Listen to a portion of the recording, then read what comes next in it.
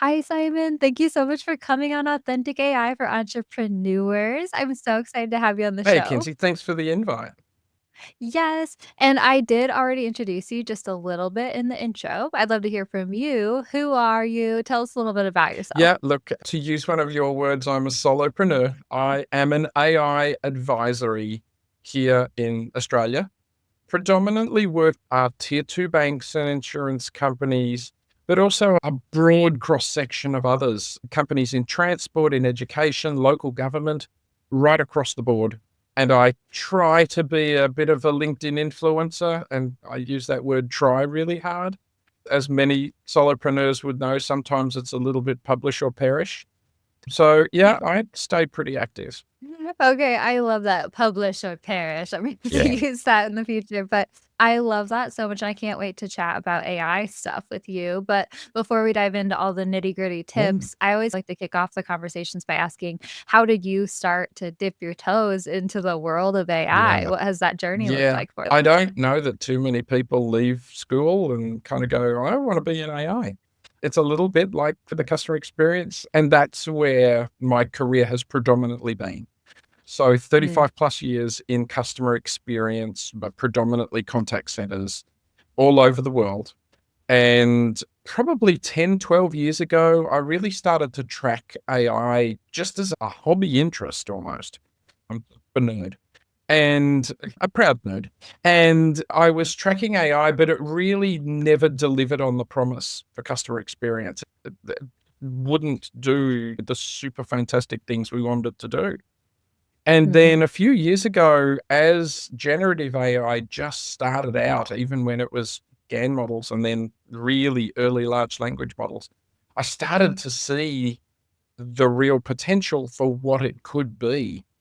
And Mhm. so started getting more interested and learning more and playing more and self-educating and all that sort of stuff.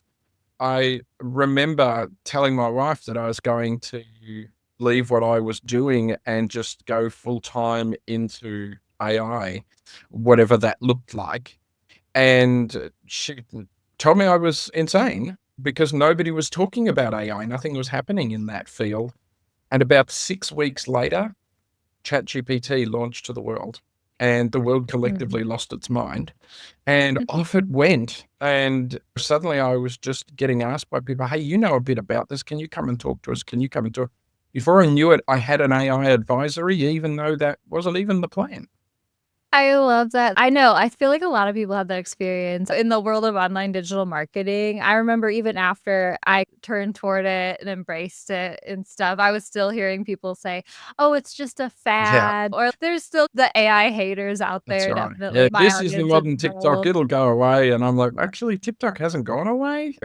Yeah, and that ultimately culminated in me trying to write a white paper to answer some common questions. And Mhm. white papers are 5 to 10 pages long. I got to 30 pages and realized that this was more and was going to be a book. So I just wrote a book called The AI Yeah. Empowered Customer Experience. And it was all about how AI is playing out in that space. Yes. Oh, I love this topic too because at Authentic AI, we are all about using AI, but in an authentic way that Absolutely. still feels like genuine and real and integrating the human touch into boosting your productivity with AI tools and all that stuff. So I love this idea of like really making sure that you're using the AI while also making sure that the customer experience is still great and stuff. When it comes to like working with your clients and how you advise them and stuff, like what do you usually do? What does that look like for you? Yeah, and look, a lot of that isn't yet even at that point of how do you Mhm. remain authentic. Most of the people, most of the companies that I'm working with are still back at where do we start? What actually is Mhm. AI? How would we use it? And where do we start with? For some people, it just looks like this huge wall that's just getting bigger and bigger by the day, and it's a little bit almost intimidating. And so they just want to know where to start. And then Mhm. invariably they do what we all do with new technology. They just rush to implement it, or they go and they're led by a vendor and they just put something in. like we did many years ago with IVRs, the press one for this, two for that. We did those Mhm. horribly. And we're seeing some of that playing out now, and people, though, are correcting quicker and starting to get back Mhm. to authentic. So I'm finding that the companies are more interested in authentic. Where it's not happening is in personal things, where people are using AI personally, they're losing their Mhm. authenticity. The amount of obviously synthetic content coming Mhm. out on platforms like LinkedIn is surprising. Mhm.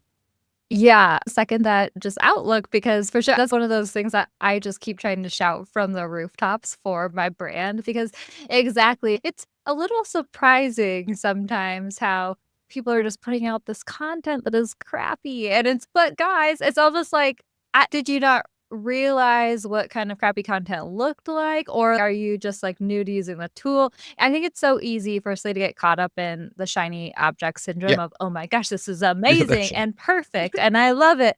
Yeah, and, like, your eyes would gloss over, like, the pink rose-colored lenses or whatever, but yeah, I know, it and you know what's so funny too? I think it's sad in some ways because I hear pushback from my audience so often and also automated AI, like customer service systems yeah, and things like that, where people are turned off to it because if you don't you take that extra step to make it a little authentic or tweak it to sound human, then like it is a turn off. But it's no, these tools can be used in a way that really improves the customer experience, honestly. absolutely they can. And I always encourage companies, the ones I work with, to do some internal use cases before they do a customer facing use case. Because when you make your mistakes, you want to be Mhm. doing that in a safer environment or a less risky environment. But when you do face it externally, yeah, you still want it to have a genuine or authentic, consistent sound. And you've got a couple of things coming together in this space that make it difficult. And one is that there's a mixture of traditional AI and generative AI, particularly Mm. when it comes to chatbots. Everybody listening to this podcast, I'm sure at some point has used a chatbot on a website. But I think if you ask them, hey, how many of you didn't enjoy that experience? Most people would put their hand up because most chatbots are built on older style AI, right? They're built on what we call RNN Mhm. technology. And that just means that the questions aren't contextualized to each other and things like that, as against, say, interacting with a modern ChatGPT app where it is highly contextualized, it flows, it feels like you're really having a conversation with another human. And Mhm. so until some of the marketing hyperbole goes away from some of the vendors and they start making clear distinctions around what form of AI is being used, we're going to continue to see some lumpy, clunky applications being deployed where people can tick the box and say, yay, we've done AI. But you look at it and go, yeah, but you did the wrong kind of AI. And that's a time factor. I don't think it'll be a long one, but it's Mhm. a factor of time. Oh my goodness. I'm laughing over here too because I think that I always just chuckle at there's a lot of memes online too. It can be applied to generative language AI or generative image too, where people love to make fun of AI generated stuff. Oh my gosh, look at this picture. I told AI to do this and look at what it came up with. How AI sucks. Or like same thing with you see the memes that are like, I had AI write a eulogy for someone and it's like a horrible like eulogy. And it's yeah, those are funny, and, like, the message that you're spreading to a lot of people is just AI sucks, don't try this, but a lot of it, firstly, is, like, the model, like you were saying, but Yep. also it's the user Yeah, that's what right. I think is funny exactly, that's why I'm just so passionate about teaching people how to use these tools, and literally, it can be so easy to get a better response from Oh, for AI sure. than, like, a crappy response. It doesn't have to be this crazy, like, training that you have to it's You like can ask AI to help you with AI. So I've yes. asked ChatGPT to write me a great prompt for Midjourney so I can get an image that looks like blah, Mhm. blah. It writes me a beautiful prompt. I put it in Midjourney and get the image I want. The people that kind of laugh at AI, and I'm with you on this, I jump Mhm. on every time I hear it, I jump on them and say, if you had a brand new intern start and Mhm. you asked them to write something and they wrote it and it was cute, but horribly wrong, Mhm. would you just stand back and point at them in the middle of the office and laugh out loud and say, "Hey, everybody, come and look at this crappy work that this intern did"? You would never do that to another human. But that's exactly what they're doing. They're taking a Mhm. single, isolated, early thing out of context, predominantly where they've screwed up the prompt anyway, and Yes. publishing it and saying, "Oh, look, AI doesn't." Yeah. It's a Yeah, I gosh, call it yes. bias in adoption or adoption bias, and Yep. people are biased against AI. It's how can Mhm. I prove it wrong? How can I break it? So you give somebody a new AI tool, and the first thing they want to do is try and break it. Yes. And I don't know why, but that's yeah.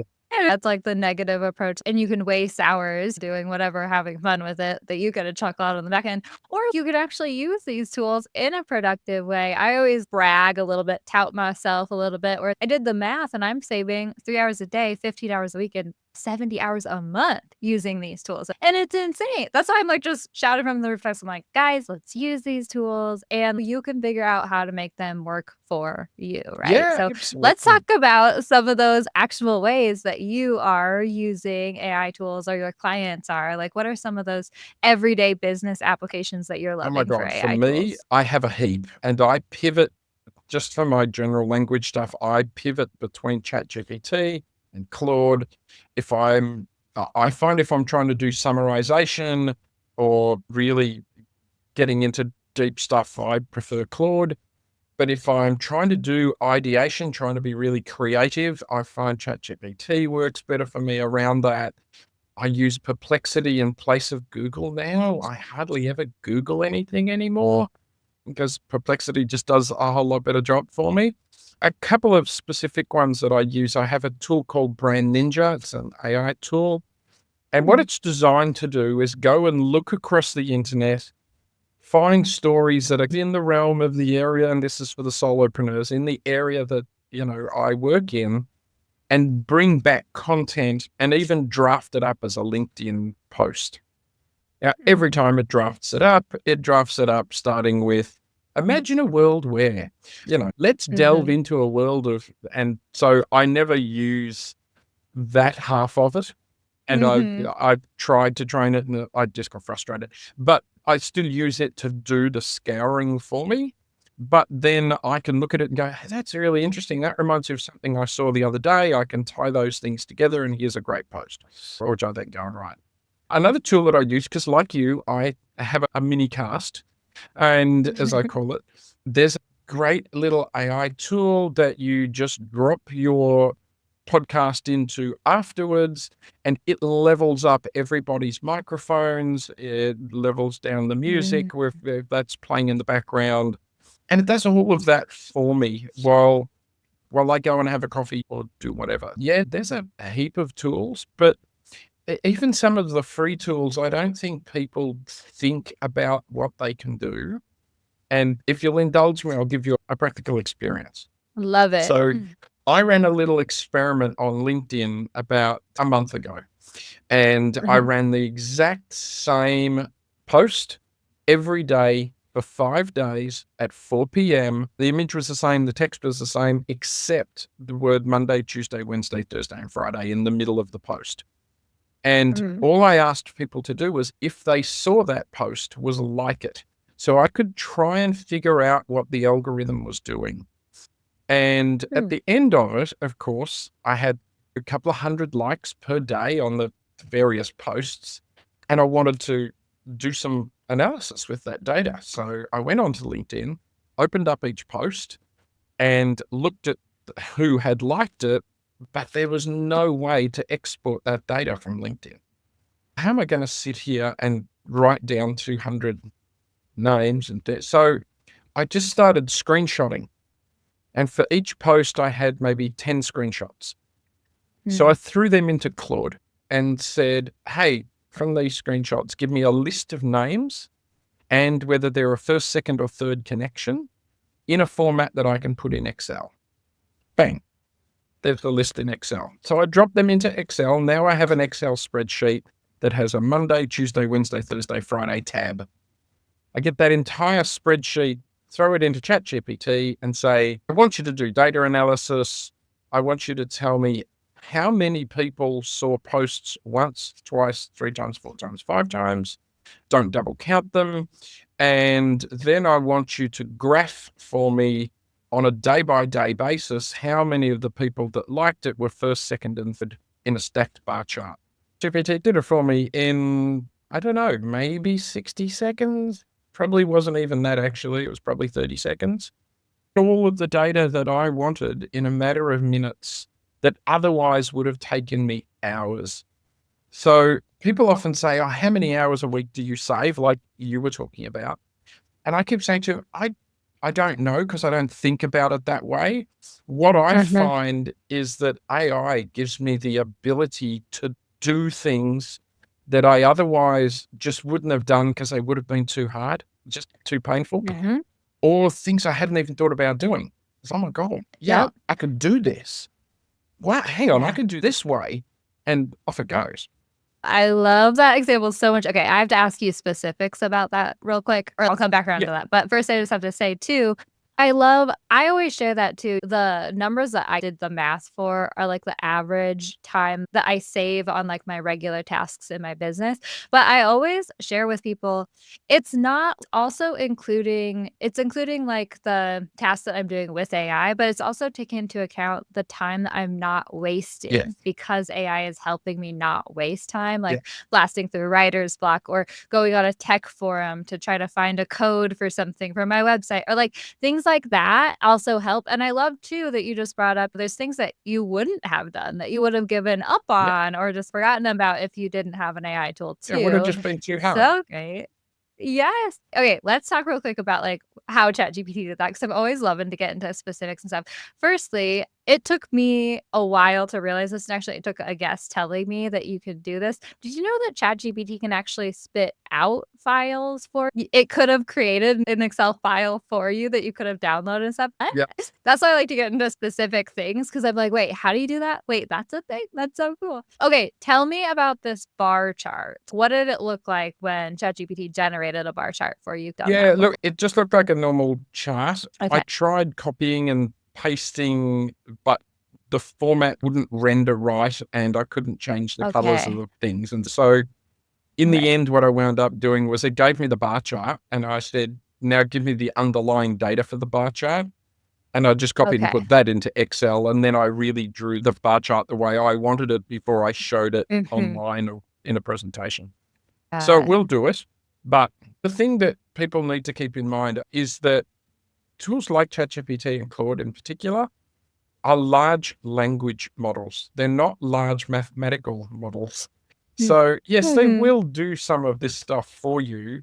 Don't be surprised if they don't incredibly excel at graphing or numerical analysis because they're a language model. They're designed to drive language. I think as we get further down the path of agentic AI, and even for you and I, rather than large companies, you're going to start to see bolt-ons to, we're all waiting for that ChatGPT shop to happen because you will get, somebody will clearly have a great mathematical model bolt-on for ChatGPT. And today you can get ChatGPT inside Excel. Mhm. You can do it that way too. Yeah, there's a few things happening out here, but it changes every day. The thing that excites me most, the thing that makes me most optimistic is the AI that you use today is the worst AI you're ever going to use. It's just getting better and better and better every day.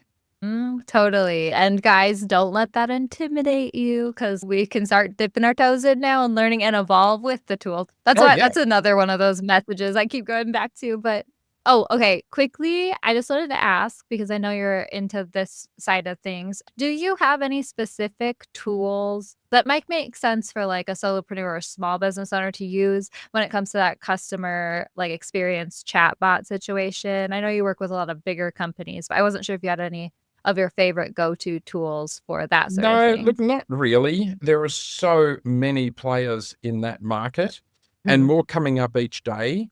I have a very simplistic website. By design, I want people to understand that although it's a hugely complex beast, it can actually be explained simply. And I'm getting a bot written right now for me around the contents of all of the articles I've written and the book I wrote and everything else, so that it's almost ask Simon a question type thing. Yeah. And there were multiple people that offered to build that for me. In the end, what I've looked to do is partner with someone who I think has a similar view to me, a similar set of values to me, is likely to think about authenticity and think about customer experience and things in the same way I do. So I don't think there's a clear winner out there unless you're trying to do a very specific job.